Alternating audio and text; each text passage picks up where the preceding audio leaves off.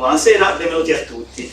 Oggi termina la sezione primaverile della rassegna Primavera con gli autori, della 12ª rassegna sul filo del discorso. La rassegna è cofinanziata dalla Regione Sardegna ed è organizzata dalla Biblioteca Simpliciana, con la collaborazione di diversi partner pubblici e privati.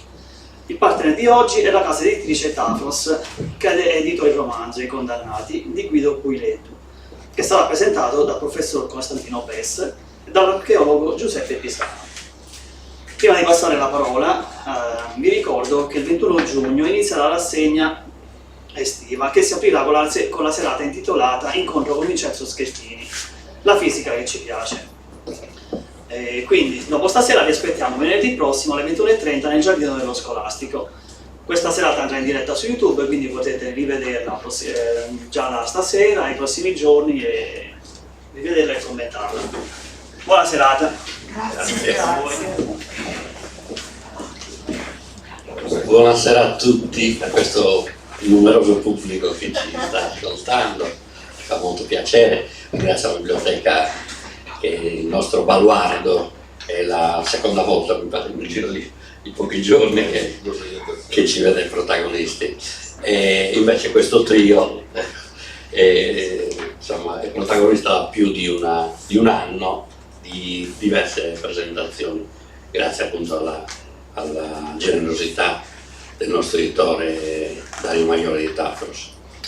Questa serata nasce, la prendo un po' da lontano, nasce per un episodio molto casuale, che però sorge all'interno di una esperienza che è nata a Natale praticamente di quest'anno, quando sono stato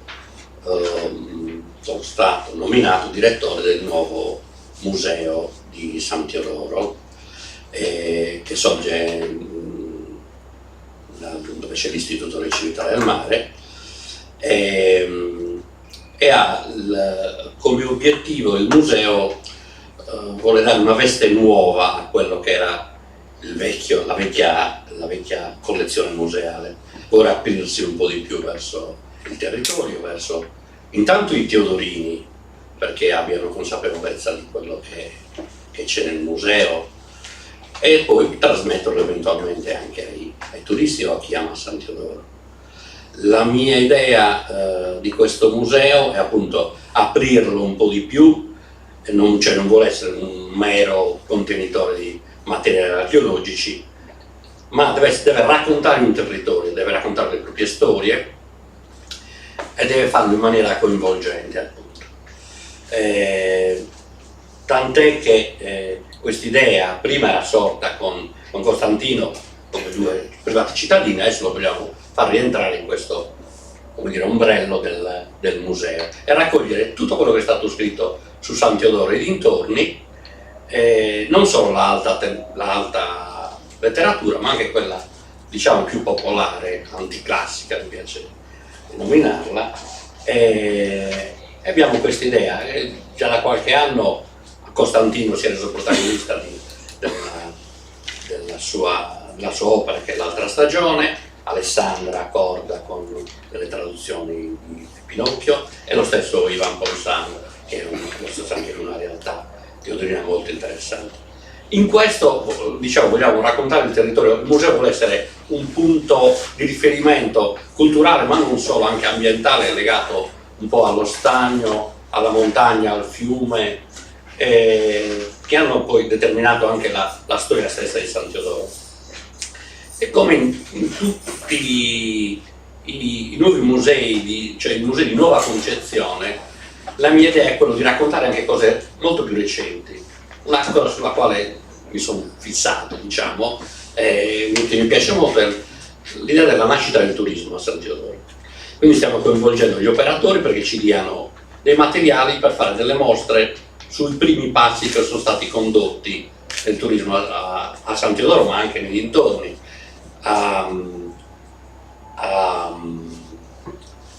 Penso a Calagirgonu, penso a come si chiama l'altro,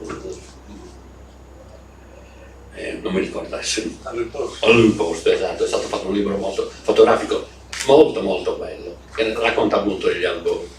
E, occupandoci appunto di queste fasi, di prime fasi di San Teodoro, una consapevolezza nasce nella ricerca toponomastica, ovvero nel ricordare e recuperare tutti i nomi del territorio di San Teodoro. Per cui, andando a occuparmi curiosamente di tutto il territorio di San Teodoro, anche la zona di Gnuloni, dove sorge il museo, è una zona molto interessante, è una zona che è stata donata dalla famiglia Cuileddu al comune di San Teodoro, dove è sorto appunto il museo. E per caso, passeggiando, portando in giro il cane, ho trovato una signora, ci siamo fermati a chiacchierare di cani, così, e lei mi ha detto: io sono la nipote di Guido Cuileddu. Io ho detto: lo scrittore? E lei mi fa: come fa a conoscerlo? Ho detto: perché il mio amico Costantino, che è una persona colta e molto curiosa, ha letto un romanzo e io invece non l'avevo mai letto. Mi ha invitato a casa e ci ha fatto vedere La coppia dei condannati. Io l'ho divorato e mi è piaciuto tantissimo, sono rimasto folgorato. A quel punto ho chiamato appunto Costantino e Dario, ci siamo incontrati e abbiamo appunto deciso di ristampare quest'opera che era passata un po' inosservata. Chiudendo sulla questione museo, come è ormai di moda per tutti i musei archeologici e non, abbiamo fatto un acronimo che si chiama MAST, che vuol dire Museo Archeologico di San Teodoro, e appunto vorrebbe, ha come intento quello di recuperare tutta la memoria, non solo archeologica, ma di tutto il territorio di San Teodoro e tutto il vissuto di San Teodoro. Passo la parola a Costantino.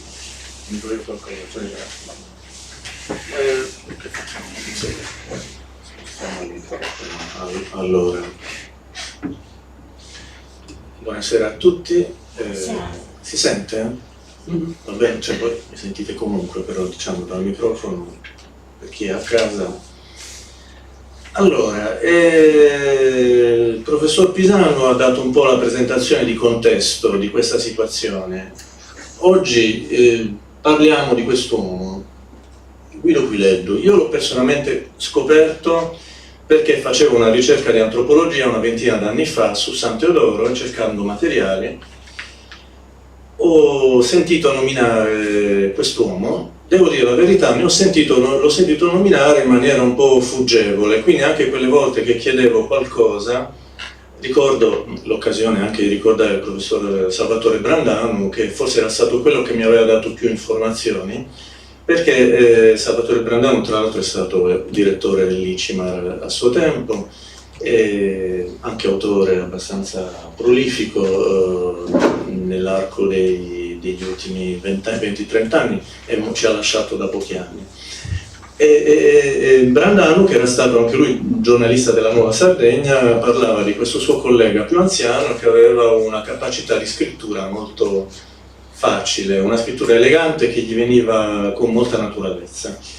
Però al di là di questa informazione di qualcuno che mi aveva detto che Cuileddu era stato un insegnante delle scuole medie, non sapevo molto, quindi mi trovai in biblioteca, avevo bazzicato per un periodo la biblioteca universitaria di Sassari, e la biblioteca aveva nel suo catalogo questo volume, si chiamava I Condannati, che è un testo pubblicato probabilmente nel 70, da un editore romano che non esiste più, e che tra l'altro, se si vanno a cercare informazioni su questo editore, si trovano pochi testi in catalogo, quindi forse non ha avuto neanche presumibilmente una vita molto lunga. E ho letto questo romanzo che mi aveva colpito, però poi le cose della vita ti portano in 1000 altre direzioni, ed era rimasto lì come una delle 1000 cose che uno magari incrocia e poi non hanno sviluppi. E infatti proprio l'incontro, ecco, mi è venuto in mente l'altro giorno questo film, quello di Sliding Doors, in cui un film inglese, un po' una commedia sentimentale, però ha questa idea delle sliding doors, cioè le porte delle metropolitane. Per qualche motivo la protagonista, se mi ricordo bene, perde una metro perché la porta si chiude prima, ci fa vedere diverse prospettive. Se lei avesse preso la metro e quindi la porta avesse fatto in tempo ad entrare nella porta, in queste porte scorrevoli, oppure se invece quando, diciamo, cosa sarebbe successo se avesse perso la metro. E quando penso a questa storia, io penso a questa vicenda delle sliding doors. Una di queste è questo incontro con Bienda Vangelisti, che è una delle due eredi di Guido Quileddu, eredi nel senso dei diritti d'autore. L'altra erede è qui presente ed è la signora Loretta Quileddu, che è un architetto. Anche, se conoscete il cupolone di San Teodoro, se non sbaglio, è stato progettato dalla signora Loretta. Ed è grazie a loro che è stato anche possibile ripubblicare il testo, perché hanno dato il benestare. Allora, chi è quest'uomo? Quest'uomo nasce nel 17, quindi, e muore, se non sbaglio, nel 93. E nasce da una famiglia di San Teodoro, per i parametri dell'epoca, importante, benestante. Il babbo aveva Giovan Francesco si chiamava, e Quileddu aveva un negozio, quindi uno dei pochi negozi della zona. E cosa succede a Guido? A un certo punto diventa giornalista. Noi cominciamo a trovare, e questo man mano che si fanno ricerche, scopriamo cose su quest'uomo che aveva a quanto pare un carattere estremamente riservato. E diventa giornalista nel dopoguerra. Infatti, se si va anche su un catalogo dell'OPAC Sardegna, cioè il catalogo bibliotecario regionale, si trovano tanti suoi articoli della Nuova Sardegna a partire dalla seconda metà degli anni 40 fino agli anni 60, più o meno quel ventennio lì. E molti racconti e raccontini che tra l'altro stanno lì, non sono mai stati ripubblicati, sono apparsi sulla Nuova. E chissà, potrebbe essere un'idea per il futuro. Giornalista, cosa gli succede? Vive in questo paese, anzi in cui inizialmente è professore di scuola, quindi è ricordato perché ha fondato, è uno dei fondatori o dei sostenitori della prima scuola media di San Teodoro. Quindi noi dobbiamo immaginare, allora, un salto indietro nel tempo, in cui siamo negli anni 40, San Teodoro è una realtà integralmente diversa da quella a cui noi pensiamo adesso. Io nella mia postfazione ho definito questo libro un messaggio in bottiglia dal passato, perché poi quando si legge questo libro e si pensa a San Teodoro come adesso, sembra come di leggere Le Mille e una notte, cioè una vicenda favolistica.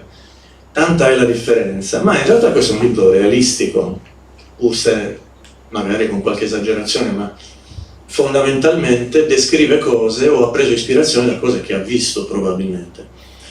In questa San Teodoro degli anni 40, in cui lui fonda negli anni 50, presumo, la prima scuola media, lui cosa fa? Comincia a prendere contatti col mondo esterno, e manda delle sue prove letterarie. E noi sappiamo di questo perché abbiamo trovato che il carteggio, un piccolo carteggio che si è tenuto tra lui ed Elio Vittorini. Quindi lui ha contattato Elio Vittorini, in qualche modo, non sappiamo come, che all'epoca si occupava per l'Einaudi di una collana che si chiamava I Gettoni, e ha mandato delle prove letterarie, ottenendo risposta, e noi sappiamo di queste lettere perché sono conservate all'Archivio di Stato di Torino, all'Archivio Einaudi. E infatti Giuseppe Pisano, che è un viaggiatore scopritore, era a Torino e che cosa ha fatto? È andato e ha recuperato il materiale. E da questo carteggio abbiamo uno spaccato di quella che era la realtà dell'epoca, perché abbiamo un autore promettente che riceve anche all'epoca trentenne o quarantenne, comunque che riceve i complimenti di Elio Vittorini. Elio Vittorini è stato un grande animatore letterario dell'epoca, quello che ha introdotto tanti autori americani del Novecento in Italia, per esempio, curando delle antologie. L'autore, a me viene in mente Uomini e No, Conversazioni in Sicilia, è stato a suo tempo uno dei grandi intellettuali letterari italiani. E comincia questo gioco tra Quileddu e Vittorini, in cui Vittorini comunque gli chiede di adattare lo stile, di modificare, di migliorare, insomma cerca forse di fargli un po' da figura di riferimento, però lo critica e lo incoraggia, come gli fa balenare la possibilità evidentemente di una pubblicazione. E noi dalle risposte di Quileddu vediamo proprio la realtà dell'epoca, perché una di queste lettere era: scusi se non le ho risposto, ho impiegato tanto tempo a rispondere, ma da dove abito io, cioè a San Teodoro, non ci sono non c'è l'inchiostro della macchina da scrivere. Quindi io ho dovuto presumibilmente venire a Olbia o andare a Sassari, non lo so all'epoca, ma del 50. E quindi ha dovuto, anche solo per scrivere una lettera sulla macchina da scrivere, ha dovuto recuperare il materiale con una certa fatica. Adesso questa difficoltà di vivere e portare avanti un progetto in un paese che comunque aveva questa bellissima natura, ma risultava per l'epoca particolarmente isolato, era pesantemente avvertita da Quileddu, che probabilmente nei confronti di San Teodoro ha sempre avuto un po' amore e odio legato forse alla frustrazione del non poter portare avanti le sue idee, i suoi progetti. E quindi questo epistolario, questa è una prima slide indoors, no, che si apre, sembra che lui possa entrare nella letteratura nazionale, perché se fosse stato pubblicato sull'Einaudi sarebbe stato lui assieme a il testo dopo Calvino, quello dopo Fenoglio, quell'altro dopo, per dire, la letteratura italiana importante dell'Einaudi di quegli anni. La porta si chiude, perché fondamentalmente, da quello che si legge nelle lettere, Quileddu un po' abbandona l'idea, si scoraggia alla luce, e quindi questa cosa per quel momento finisce. Dopodiché cosa succede? Quileddu va a Sassari, dove diventa il giornalista della Nuova, appunto con una serie di materiali anche articolistici che sono tutti ancora da scoprire, e piano piano riesce, ecco per esempio sempre negli anni 50 era riuscito a pubblicare uno sketch sull'Unità. C'è un suo raccontino sull'Unità, un numero del 56 mi pare, probabilmente, in cui si scrive che è in previsione o in valutazione una pubblicazione per i gettoni dell'Einaudi. Quindi probabilmente sarà frutto di questi contatti con Vittorini, o insomma rimane un po' da scoprire come si sono conosciuti. Finalmente, una quindicina d'anni dopo, riesce a pubblicare con I Condannati. Questa è la copertina dell'epoca, si vede bene proprio la grafica di quegli anni, tra l'altro a me non dispiace, è molto caratteristica, e si vede una catena, tra le altre cose, un'ombra. In questi Condannati ottengono un po' di visibilità perché appaiono diversi articoli sulla Nuova, insomma assolutamente positivi, ma evidentemente anche in questo caso, almeno, no, anzi succede una cosa particolare, no? Che in qualche modo riesce a conoscere una regista, di cui non ricordo Nadia Verba, scusate, una regista Rai, o perlomeno una regista che ha curato dei film per la Rai, in realtà è un'artista, è anche una pittrice, che è collegata alle avanguardie di primo Novecento, una signora che ha 100 anni, questa signora, ha 101 anni, e quindi mantegna, come si dice in zona. E la signora si entusiasma per questo libro, lo fa leggere a Anna Magnani, che si entusiasma a sua volta e dice: ma io vorrei fare questo film e farei la parte di Giusta Comito, che è la protagonista. Quindi altra slide indoor che si apre, e quindi abbiamo la possibilità per Quileddu di diventare, questa volta non nella letteratura nazionale, ma quantomeno nella televisione nazionale. E qui siamo nel 70. C'è un piccolo epistolario con Nadia Verba, da cui però emerge da un lato che questo entusiasmo in Nadia Verba non ha una buona risposta in sede di uffici Rai, e poi in effetti nel 73 muore Anna Magnani, che lì vedete anche una foto con dedica, per Guido Quileddu. E quindi questa è un'altra situazione, e quella una volta pensa, io la vedo da fuori, dal 2024, e ricostruendo e scoprendo piano piano, no? mi immedesimo un po' nei panni di quest'uomo che non ho conosciuto, e immagino i pensieri che possa avere avuto e sia le soddisfazioni ma anche, se vogliamo, le frustrazioni. Noi in qualche modo con questa operazione proviamo a dare un po' più se non di giustizia a questa situazione, almeno a riproporre la sua figura. E quindi poi in realtà dopo questi condannati, quello che noi sappiamo dai nipoti è che lui è rimasto a vivere in famiglia in maniera molto ritirata e appassionato di musica, e più o meno questo, diciamo, molto affettuoso con i nipoti, ma evidentemente dal punto di vista letterario non si è più ripresentato, anche se può darsi che, chissà, si scopra qualcosa, diciamo, tra le carte che ha lasciato. E noi adesso volevo poi, dopo questa storia, passare al fatto a dire qualcosa di questo romanzo. Però mi piaceva citare questo testo.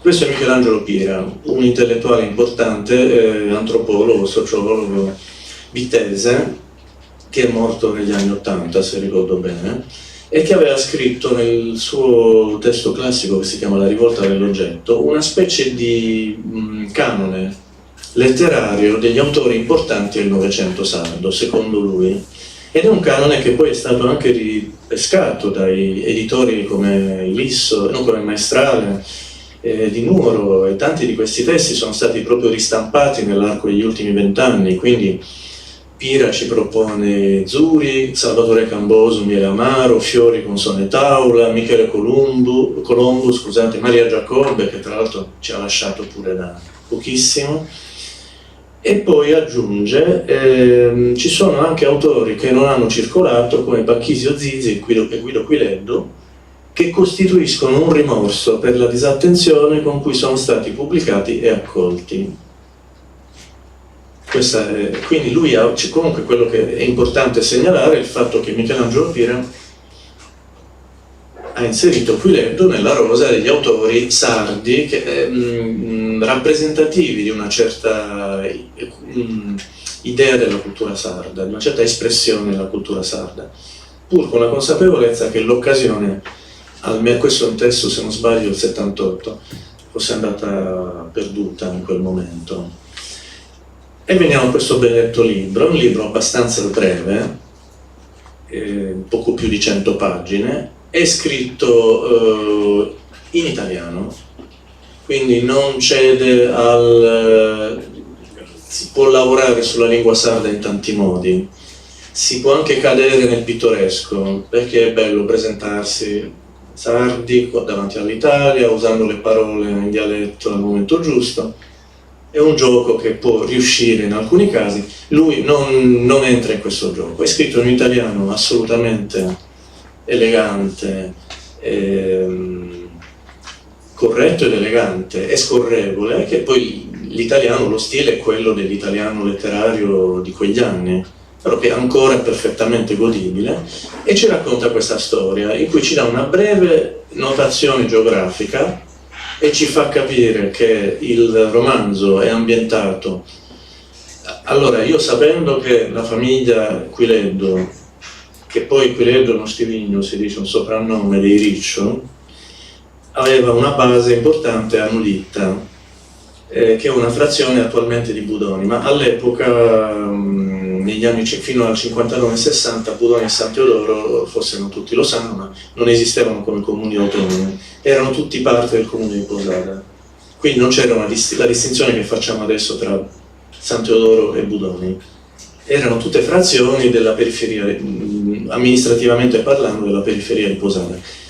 Ed è in questa frazione che da un lato si affaccia verso San Teodoro e dall'altro si affaccia verso la piana di Budoni, e magari se non sbaglio dal romanzo si intravede qualcosa anche di Posada in lontananza.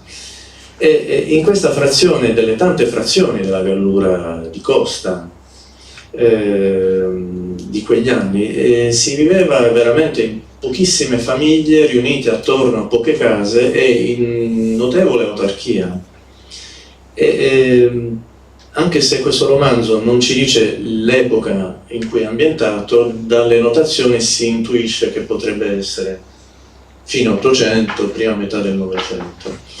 Queste poche famiglie hanno i cosiddetti benestanti, che altro non sono che persone che hanno la terra e gli animali, e i poveri, che sono questi condannati, che è la famiglia Canale nello specifico, e che vede un marito, Agrippa Canale, che per una disgrazia ha perso l'uso delle gambe, è rimasto paralizzato, poco dopo essersi sposato con questa donna dell'interno, che è Giusta Comito.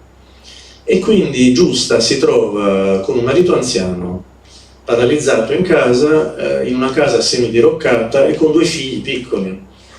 E vive di espedienti, vive fondamentalmente pulendo i panni per la famiglia benestante della zona. E tutto il libro gravita attorno a queste relazioni, che sono tutte relazioni disfunzionali. Io, viste col senno di poi, sono relazioni non costruttive, sono relazioni di antipatia, di vicinato che non si piace. Non so come dirla, solo che e in particolare la famiglia di Giusta, che tra l'altro ha un carattere molto forte. Immaginiamo anche il motivo per cui ad Anna Magnani sia piaciuto. Non è capace di avere diplomazia verso i suoi vicini, da cui poi dipende il poter vivere. E quindi si trovano man mano sempre più a crollare in una situazione di sempre maggiore povertà. Dopodiché non vi dico come, perché poi altrimenti vi dico, questo è un po' l'antefatto, l'inizio del romanzo. Ed è scritto con una capacità con una vivacità di linguaggio che lo rende assolutamente godibile. Io, se volete, leggo la prima pagina, così non so, poi a meno che il professor Busio, che è un grande lettore, lui che è più impostato, il professor Busio, no? E vi dà un po' un'idea dei primissimi passi di questo romanzo. Giusta Comito alzò un piede di scatto e si buttò a sedere per terra, sacramentando a denti stretti. Una spina? Si informò Mercede Lana. Giusta prese a pizzicarsi la pianta del piede e sbuffò in tono stizzoso. Una spina che sembra un chiodo, accidenti. Mercede, che è una vicina di casa, se ne stava accosciata davanti alla porta di casa sua, sfregando una pentola d'alluminio con un cencio bagnato e della sabbia fina. Accanto aveva una conca di terra piena d'acqua pulita, con un mestolo dentro per attingervi. Giusta se n'era venuta giù dalla sua casa sull'altura unicamente per esaminare da vicino quella pentola, ma in modo da non dare a Mercede una soddisfazione. Voleva far mostra di essersi fermata in quel punto preciso del sentiero soltanto perché bloccata da un incidente. «Te ne vai da Cristina Farre?» le domandò ancora Mercede, senza smettere di sfregare la sua pentola, e Giusta seguitava ad accanirsi contro la spina immaginaria. «Andavo a Padula per una bracciata di legna», rispose. «Con questa spina, però, adesso mi comincia anche a bruciare». «Allora», affermò Mercede, «senz'altro una spina ipero selvatico, sono un tantino velenose, dicono». «Pizzica come una vespa», disse Giusta. Mercede tacque, concentrando la sua attenzione sulla pentola.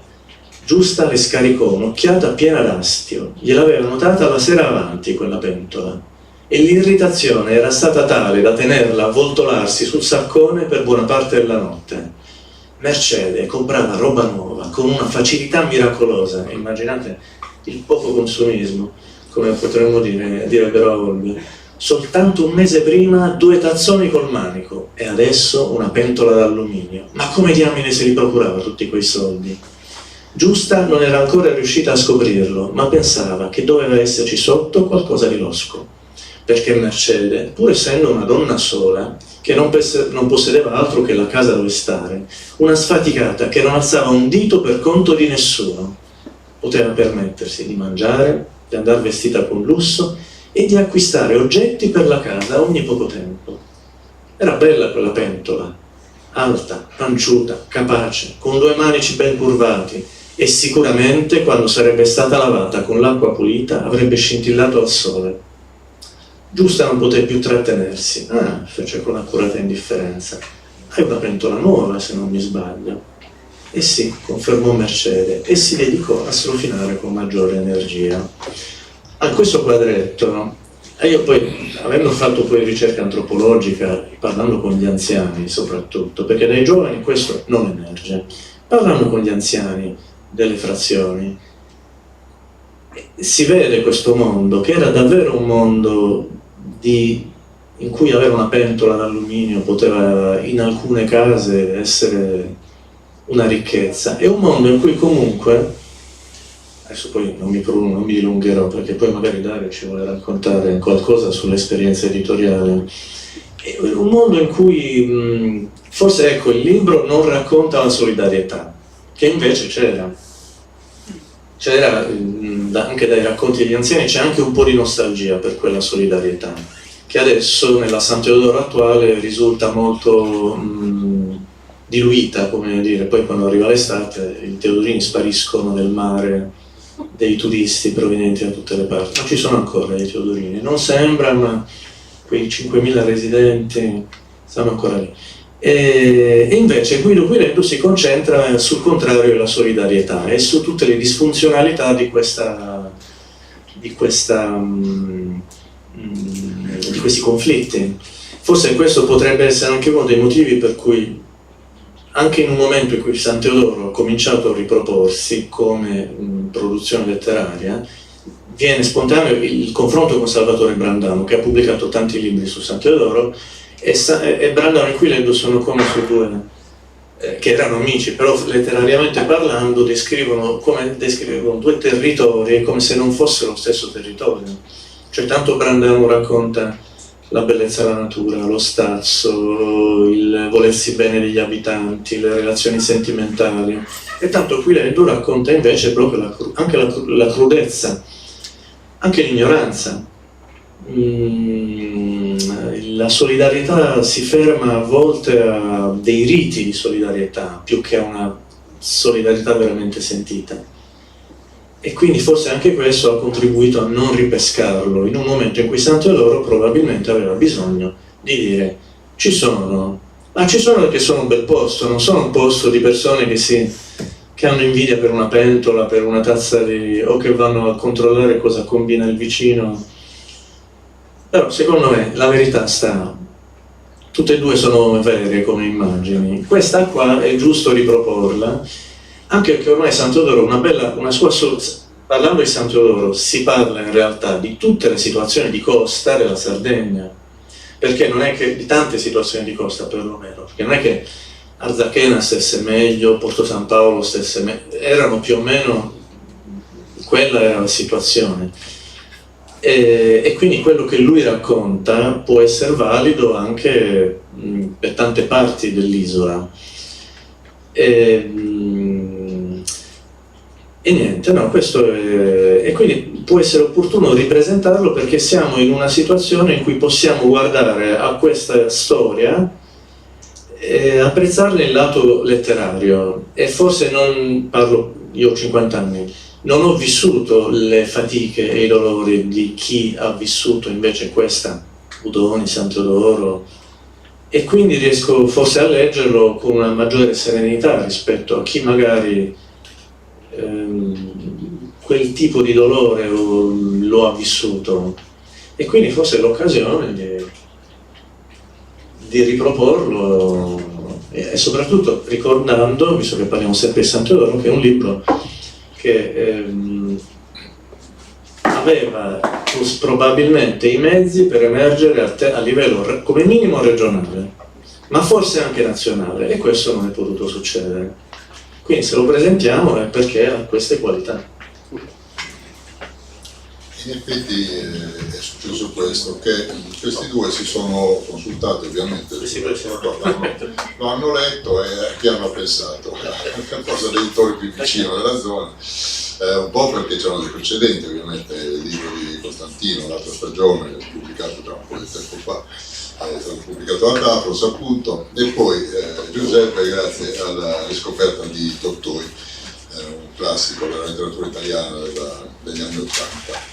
E quindi mi hanno chiamato, ho detto guarda ci sarebbe questa cosa, è scritta molto bene, prova a leggerla e vedi che non ne pensi, sarà il caso di tentare una ripubblicazione?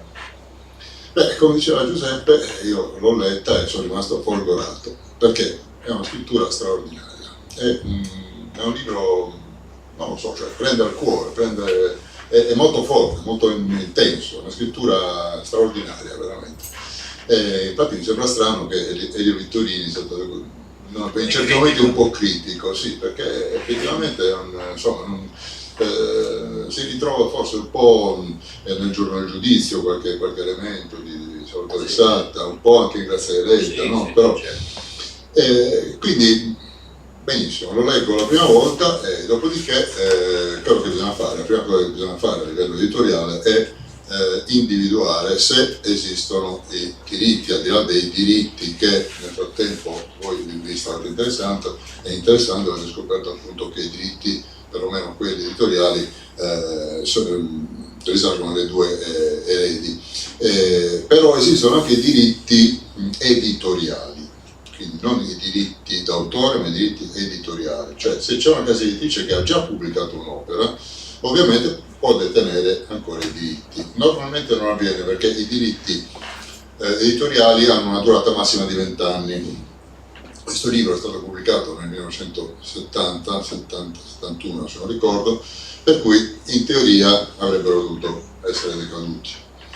Però ovviamente bisogna essere sicuri al 100%. Per cui ho dovuto fare delle indagini per scoprire se questa casa editrice romana dal nome Trapani, editrice Trapani, che in qualche modo richiama la Sicilia, se fosse ancora in attività o meno. Cercato dappertutto, niente, tutti gli indirizzi possibili e immaginabili non facevano risalire. Ho cercato nelle biblioteche nazionali dove fosse custodito, persino a Trapani, anzi una delle poche biblioteche italiane che possedevano una copia del libro era proprio a Trapani. Ho telefonato per cercare informazioni, magari no, in origine la casa editrice nasceva a Trapani oppure il titolare della casa editrice era siciliano di Trapani. Insomma, chiamo la biblioteca di Trapani e mi dicono ah sì, no, risulta effettivamente, mi lasci un po' di tempo e cerco nello scaffale dove dovrebbe essere custodito. Aspetto qualche giorno, poi dico, vabbè, quanto ci vuole trovare questo libro? Richiamo, dice, non lo abbiamo trovato, non esiste. Quindi nella biblioteca di Trapani, nonostante sia in elenco, questo libro non esiste. Quindi ne esisteva per fortuna quella copia alla biblioteca di Sassari e Costantino l'ha trovato. Quindi, scansati tutti gli eventuali pericoli. Scusate, mi viene in mente la questione del libro Tottoi, che ha venduto più di 1 milione di copie e non c'era una copia alla biblioteca di Dorgano. Purtroppo succede questo. Sì. Nel giro di poco tempo. Purtroppo sì. Quindi eliminati tutti i dubbi appunto su eventuali possibili diritti editoriali, niente, bisognava fare un'operazione, cioè trasferire il testo, perché questo libro è stato stampato con le vecchie tecniche tipografiche, ovvero con la linotype, cioè quindi in piombo, come si dice, quindi con caratteri in piombo, per cui non esisteva un file digitale. Oggi purtroppo siamo tutti abituati a utilizzare i file digitali, per cui bisognava trasformare il testo del libro in testo fluido, cosiddetto testo digitale, in modo da poter fare una reimpaginazione. E per cui tutto leggerlo, rileggerlo, utilizzare un sistema cosiddetto OCR di riconoscimento elettronico dei caratteri che trasforma appunto il testo, qualsiasi testo, in testo fluido, cui poi bisogna aggiungere delle correzioni, tutta una serie di cose. Per cui insomma, fra una cosa e l'altra l'ho letto 3 volte e lo rileggerei ancora altre 10 volte, perché ogni volta si scopre qualcosa in più. Insomma, è veramente una grande scoperta. E niente, siamo passati alla pubblicazione. Per quanto riguarda poi il rapporto di Quiledo con Nadia Auerba, ho scoperto una cosa interessante in una delle lettere della corrispondenza fra Quiledo e Nadia Auerba. C'è una citazione, perché quando Nadia Auerba si era interessata all'eventuale riduzione cinematografica del romanzo, cita in un momento, cita un certo, parlando con la Magnani, dice ci piacerebbe portare avanti il progetto che io e Mugano abbiamo ipotizzato. Per cui compare questo nome, Mugano.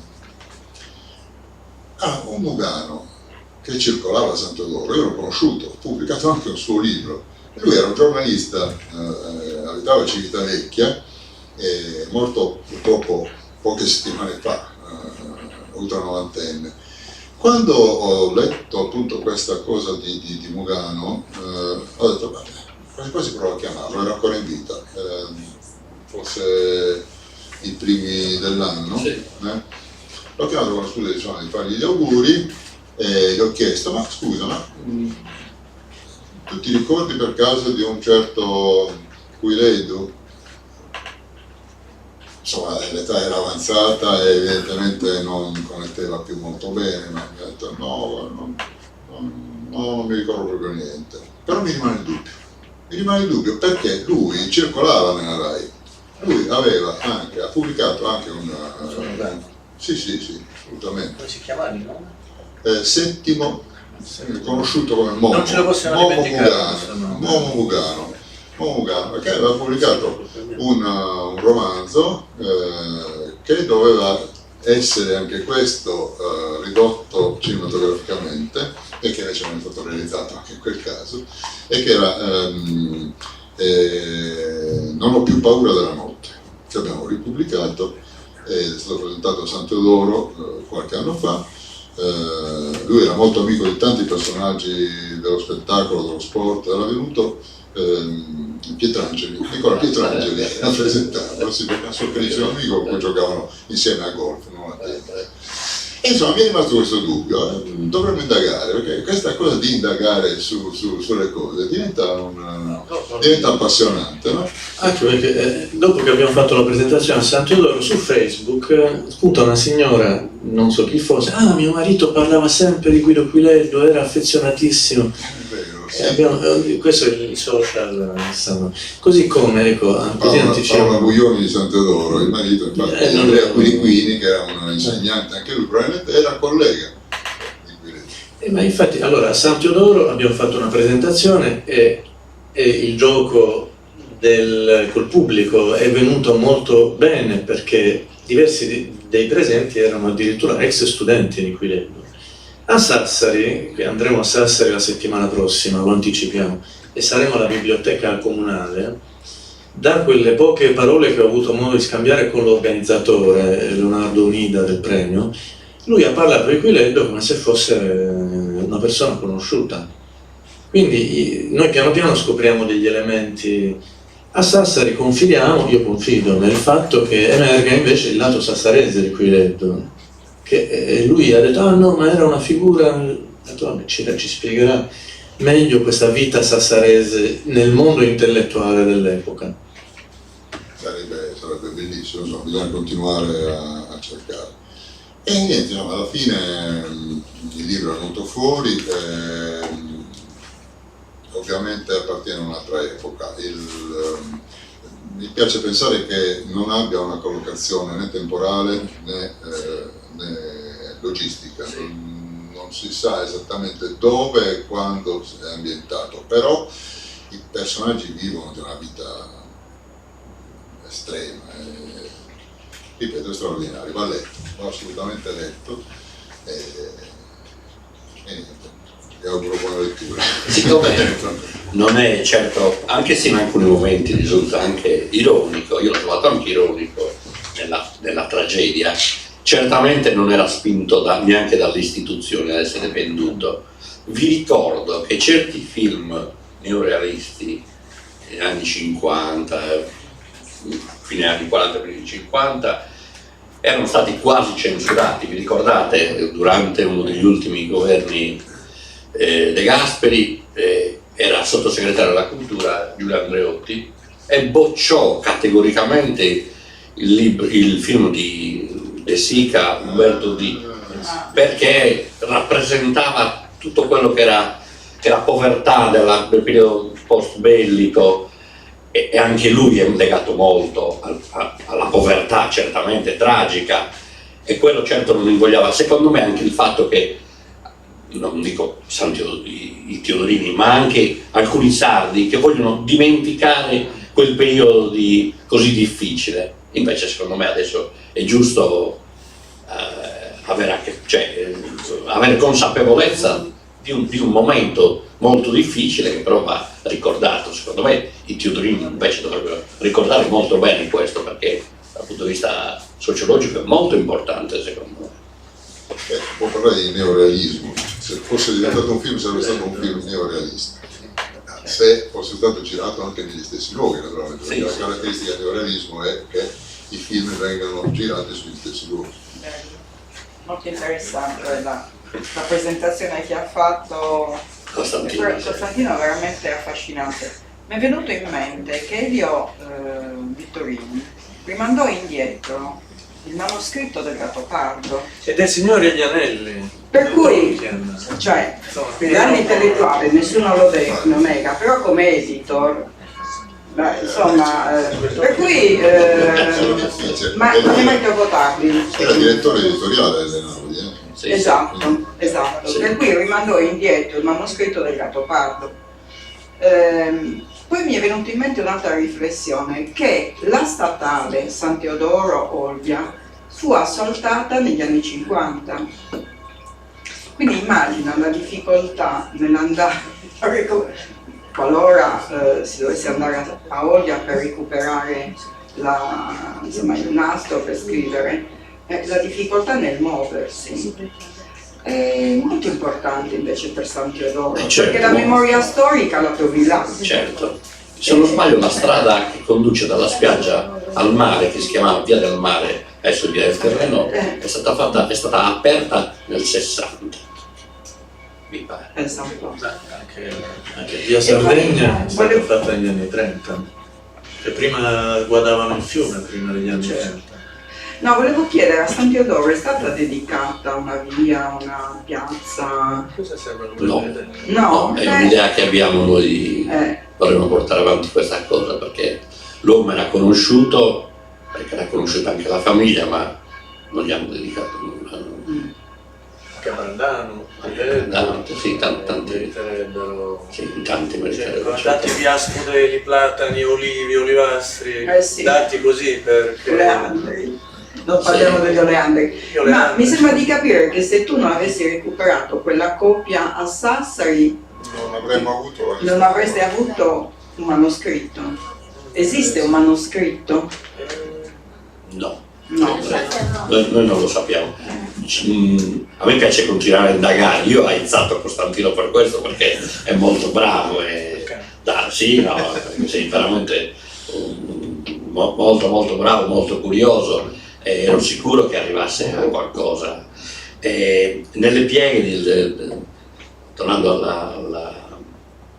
all'epistolario con Vittorini, nelle pieghe si capisce che Ledo è molto, molto timido e anche un po' pessimista in alcuni momenti. Ad esempio Vittorini partecipa al processo di Danilo Dolci, un siciliano che combatteva la mafia, e per tutto il 56 è rimasto mesi lì con tutta l'intelligenza italiana a difendere Danilo Dolci, e invece Quiledo è convinto che non gli abbia risposto perché non gli è piaciuto il romanzo che gli aveva mandato, quindi insomma si vede che era molto emotivo anche in questo senso. E secondo me ne scopriremo ancora delle belle. Beh, Giuseppe ha fatto un bellissimo lavoro che si è trovato casualmente a Torino, però è andato alla Biblioteca di Stato, no? Quindi noi a pescare tutto lo spirito dell'archeologo, a indagare sempre. Quindi, sì, non solo di cose antiche, ma Il anche di catalogo era cose... online, Sì, a proposito- quindi siamo partiti, ecco, internet, sì, creare sì. avuto internet. a proposito della copertina, Bella. sì, la copertina, lì Sono sono andato a cercare un'immagine che potesse rappresentare la situazione. Cerca qualche cosa che avesse anche a che fare con la Sardegna, no? E ho trovato Giovanni Ciusa Romagna, nipote di Francesco Ciusa, pittore che non ha avuto lo stesso successo dello zio, ma che era un grande. Questa è una tavola a tempera del 1946, sì, dovrebbe essere, non mi ricordo, però è straordinaria perché era presa del 41. Ero molto amica della figlia, Sì, Benorese, sì. che dipingeva anche quindi lei. Sì, tra l'altro Una anche leggera in famiglia. amico di Quirino aveva molte amicizie nel Nuorese e un po' richiama anche il fatto di non amare San Teodoro, come grazie a lei non amava Nuoro, e anche diciamo, il giudizio, per molti aspetti lo ricorda. Va bene, grazie a tutti, non so se avete qualche domanda da porre.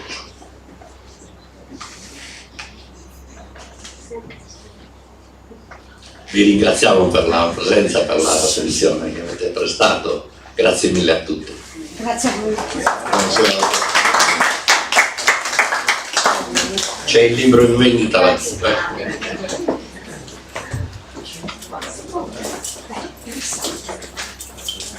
E ancora. Grazie.